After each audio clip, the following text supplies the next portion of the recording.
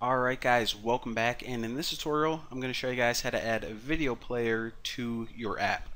So if you ever want to make an app where the user can play videos, then this is how you do it. However, before we begin, I want to warn you of one thing.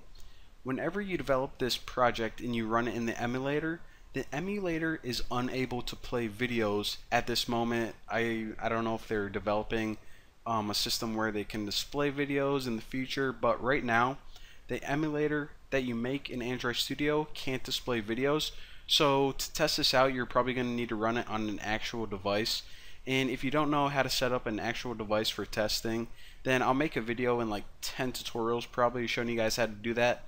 But for right now, I just want to warn you guys that if you try to follow along with this and then you run it in the emulator, it's just going to show up as a little black box and you're not going to see anything moving. So nonetheless, this is how you add videos to your app.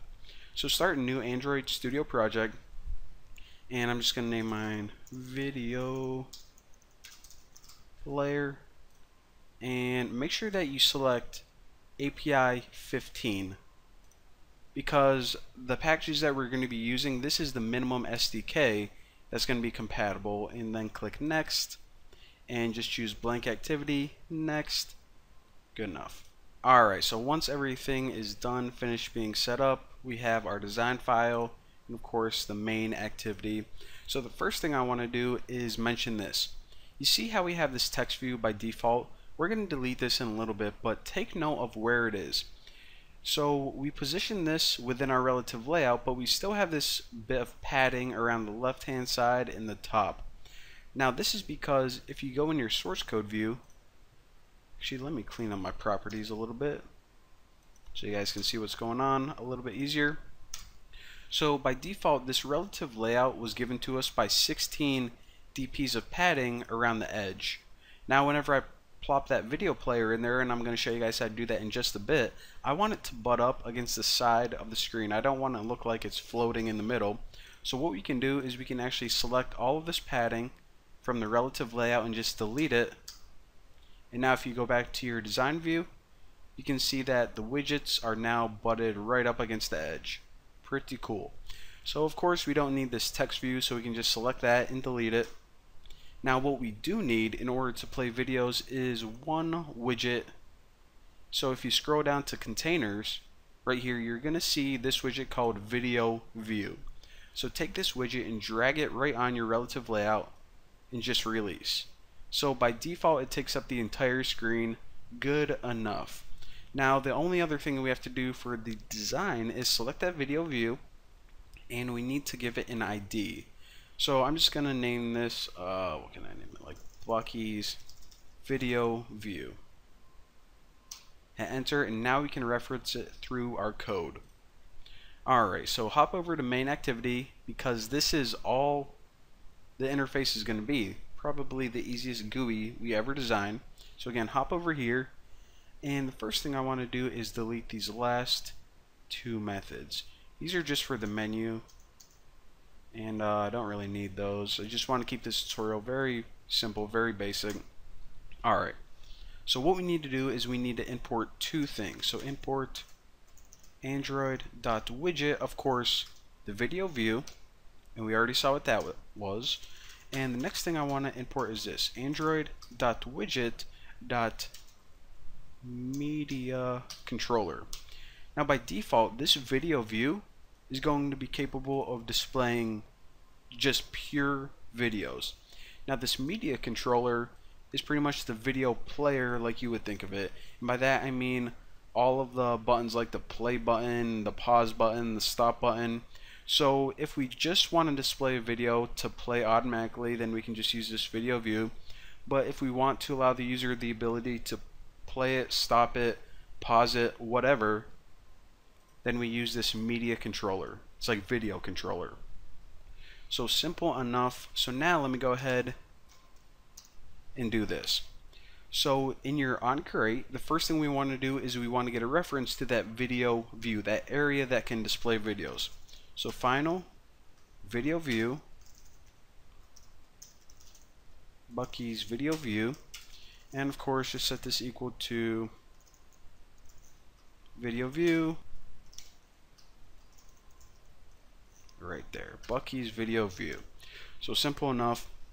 Now after this, now that we have a reference to it, in order to say, okay, this is the video that I want to display in this area, we actually need a video. So what I did is I uploaded a real quick sample video.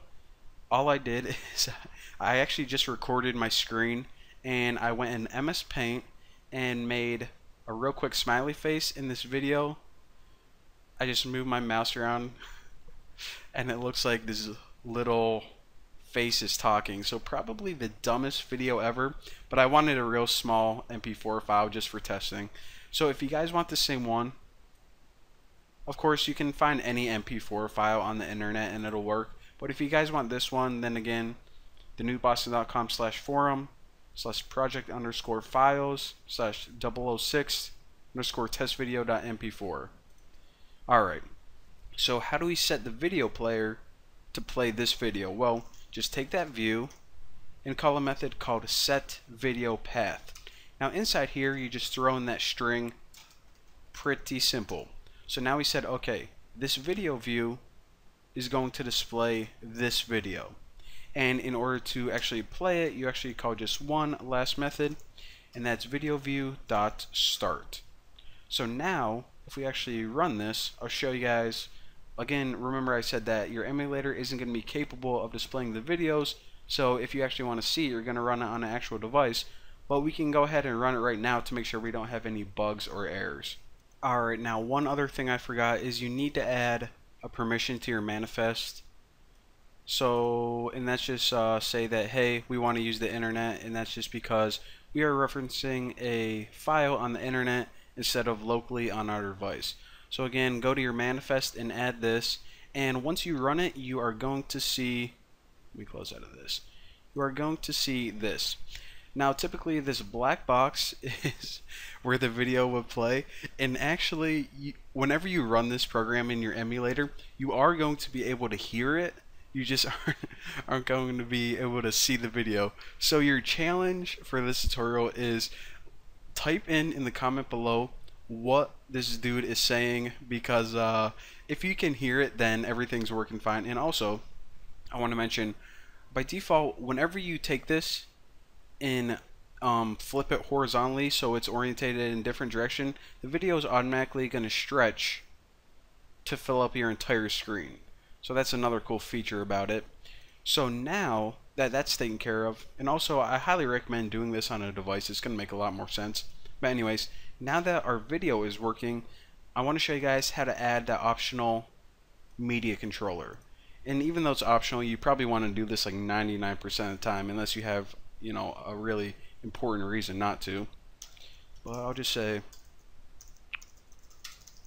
player controls, like play, pause, stop, etc. Alright, so the first thing you need to do is you need to get a reference to this media controller class, or the object. So media controller, I just named mine media controller, set it equal to new media controller object. Now we're going to pass in this for context. So now the only thing we have to do is we take that media controller object, and we're going to call a method called setAnchorView. And for the anchor, we need to pass in whatever your view is named right here. So now, one last line of code, you actually take this, and I know it's kind of weird, but this is just how it's done. And for the view, you set the media controller, which means, okay, I want to set a video player on this to media controller. You think that they could just do this in one line of code, but that isn't how it's done. So again, 3 simple lines. Pretty much get an object, which is the video player, and set the video's view to that video player.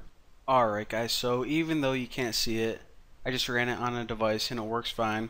And another thing I probably should mention, if you hold down the left control key, you know how you have 2 control keys on your keyboard? One's on the very left bottom corner and one's kind of to the right of your spacebar. If you hold down the left control key and hit F12, it's gonna rotate your emulator.